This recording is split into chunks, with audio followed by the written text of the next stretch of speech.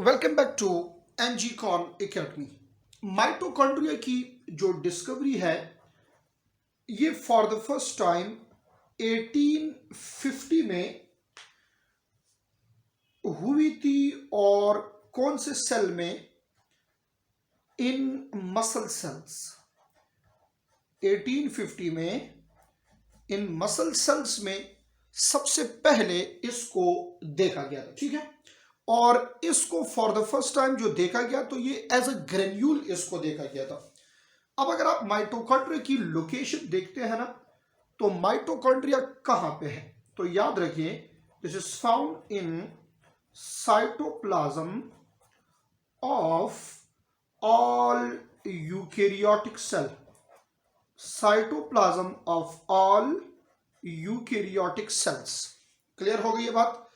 एक क्वेश्चन ये है कि कहां पे ये एब्सेंट है, माइटोकॉन्ड्रिया जो है कहां पे नहीं होगा? तो mitochondria is actually absent in mature RBCs.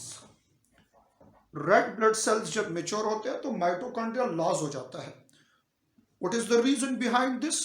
क्योंकि उसमें जो हीमोग्लोबिन है, या आप ऐसे समझ लें कि ये सेल ऑक्सीजन कैरी करता है। तो अगर इसमें माइटोकॉन्ड्रिया और न्यूक्लियस होगा तो फिर ये ज्यादा ऑक्सीजन कैरी नहीं कर सकता।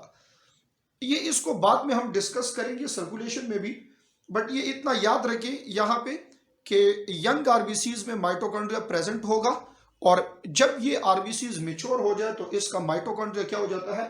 ये लॉस हो जाता है। क्लियर हो गई ये बात?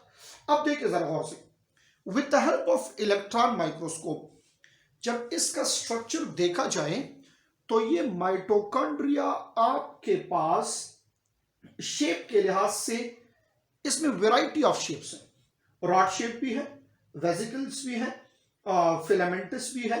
तो मॉर्फोलॉजी के लिहाज से इसमें वेरिएशंस बहुत ज्यादा है, वेराइटीज इसकी शेप की बहुत ज्यादा है।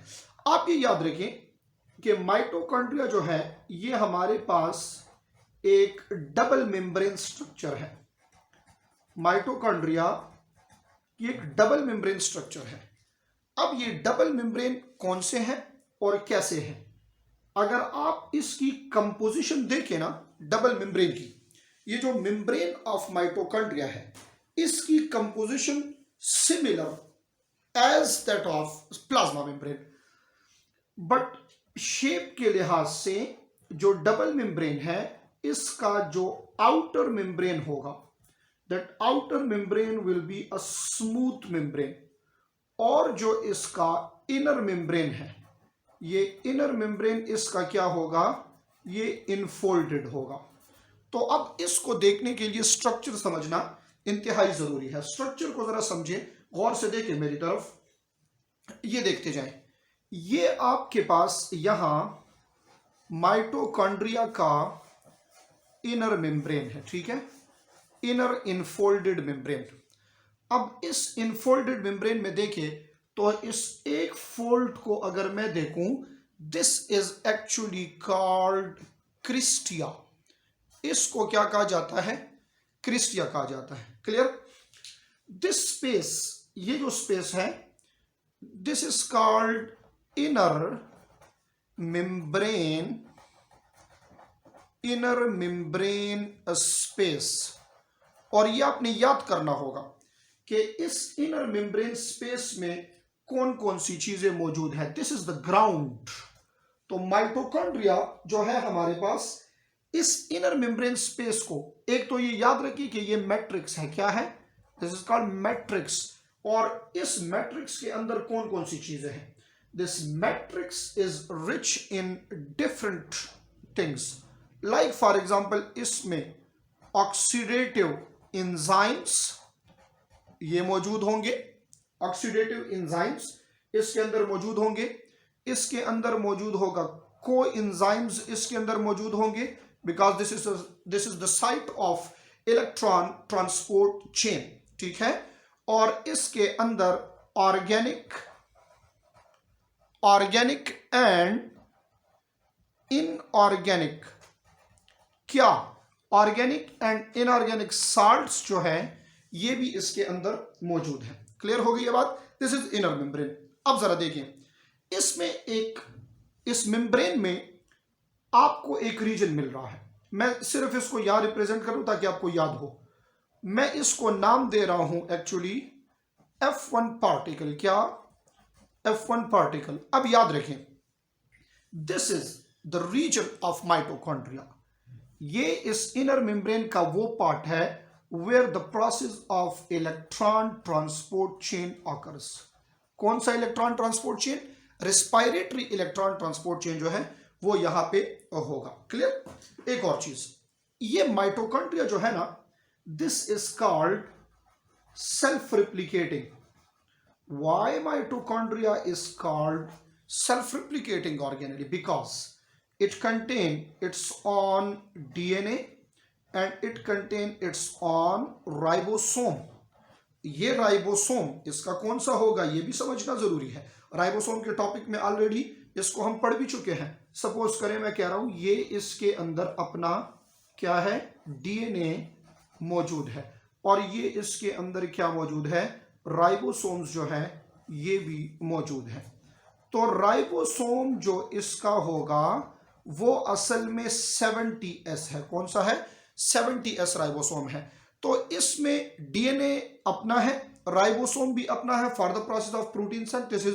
तो भाई जो भी चीज जिसकी रिप्लिकेशन होती है और उसमें प्रोटीन सिंथेसिस होती है, this is called self replicating, जो खुद अपने आप को क्या कर रहा है, रेप्लिकेट कर रहा है। क्लियर हो गई बात? ये इस इनर मेम्ब्रेन का पूरा हाल है आपके सामने कि इनर मेम्ब्रेन ऑफ माइटोकॉन्ड्रिया ये कैसा है और इसके अंदर कौन कौन सी चीजें हैं। अब एक है आपके पास आउटर मेम्ब्रेन। तो ये देखें, this one is the outer membrane जो कि स्मूथ मेम्ब्रेन है। ये मेम्ब्रेन क्या है? आउटर मेम्ब्रेन है। This is smooth membrane. तो ये जनाब माइटोकॉन्ड्रिया हो गया आपके पास डबल मेम्ब्रेन। तो इसको आप नाम दे दें आउटर स्मूथ मेम्ब्रेन। तो इनर मेम्ब्रेन इनफोल्डेड और आउटर मेम्ब्रेन जो है ये क्या है, ये स्मूथ मेम्ब्रेन है। क्लियर हो गई ये बात? Mitochondria is called the power house of cell. अब याद रखिए मेरी बात इंपॉर्टेंट है, इसके अंदर जो प्रोसेस होता है ना इलेक्ट्रॉन ट्रांसपोर्ट चेन का, तो इस इलेक्ट्रॉन ट्रांसपोर्ट चेन से आपके पास आ जाते हैं एटीपीज।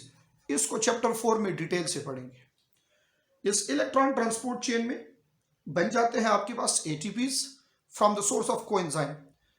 अब दो बातें यहां पे इंतहाई इंपॉर्टेंट है इस पॉइंट को सीखने के लिए, that why mitochondria is called the power house of cell. Remember, इसके अंदर दो बातें हो रही है। This ATP may be store inside mitochondria, इसमें स्टोर भी हो सकता है, और यही एटीपी इसके अंदर जेनरेट होते हैं।